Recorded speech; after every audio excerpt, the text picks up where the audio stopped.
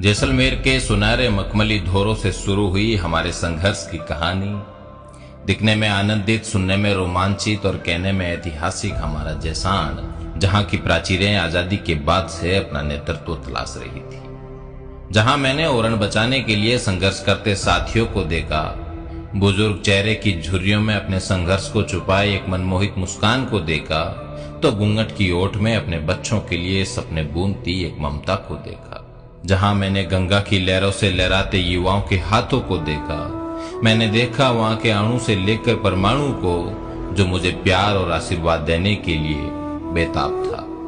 अगला पड़ाव था सिवाना। मेरे लिए पलके बिछाए इंतजार करता सिवाना। आग उगती गर्मी हो या तूफानी बारिश, घंटों इंतजार में खड़ा रहा सिवाना।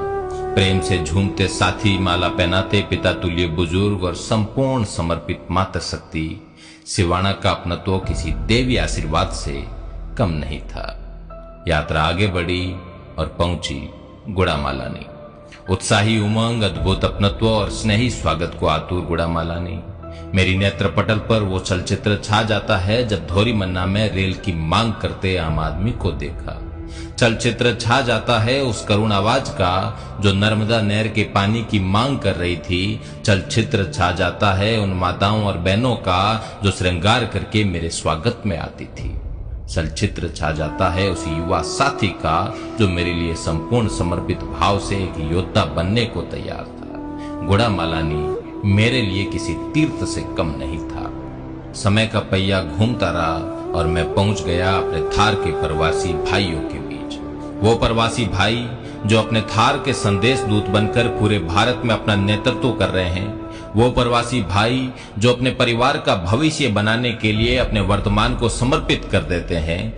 वो प्रवासी भाई जो पलाई पर कील ठोकते समय अपने हथौड़े की आवाज में अपने परिवार का सपना बुनते हैं। वो प्रवासी भाई जो सिलाई मशीन में धागा पिरोते समय अपने परिजनों के त्याग और बच्चों के भविष्य को देखते हैं। अहमदाबाद, बड़ोदरा, सूरत, मुंबई, पूना, बेंगलोर, चेन्नई और हैदराबाद की फिजाओं में घुले पड़े हैं इन साथियों के संघर्ष के किस्से, बुढ़ापे की ओर ढलती इनकी जवानी की दास्तान और बड़ी बड़ी इमारतों में इनके चमत्कारी हाथों की कलाएं। वापसी के साथ ही पहुंच गया मैं चौहटन की धन्य धरा पर। किसी भी चेतना संपन्न व्यक्ति के लिए यह स्थान किसी तीर्थ से कम नहीं है।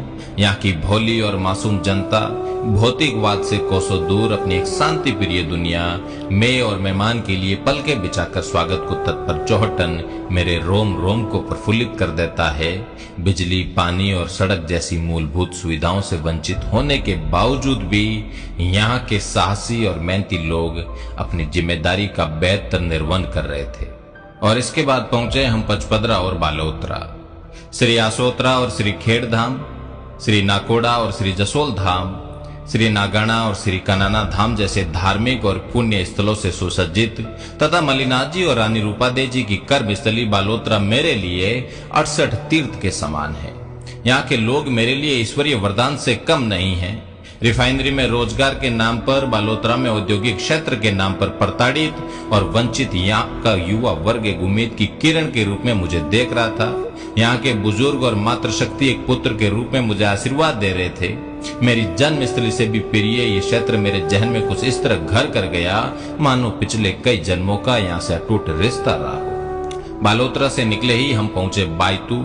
सिद्ध श्री खेमा बाबा के पावन और पवित्र कर्मों से सिंचित ये क्षेत्र अपनी कर्मशीलता, कर्तव्य परायणता और चैतन्यता के लिए विख्यात है। यहाँ के लोगों का मेरे प्रति लगाव, संपन्न और आत्मीयता अद्भुत और अनुपम थी।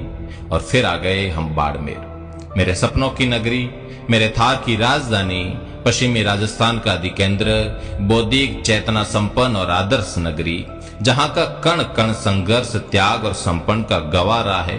अध्ययन और आध्यात्मिकता का ये नगर आत्मीयता और अपनत्व का पर्याय है। और अंत में मैं पहुंच गया अपने घर। मेरा शिव, मेरी जन्मस्थली, मेरी कर्मस्थली, मुझे सिंचित करने वाली मेरी मातृभूमि, बाबा गरीबनाथ की नगरी, जिसने मेरा पालन पोषण किया।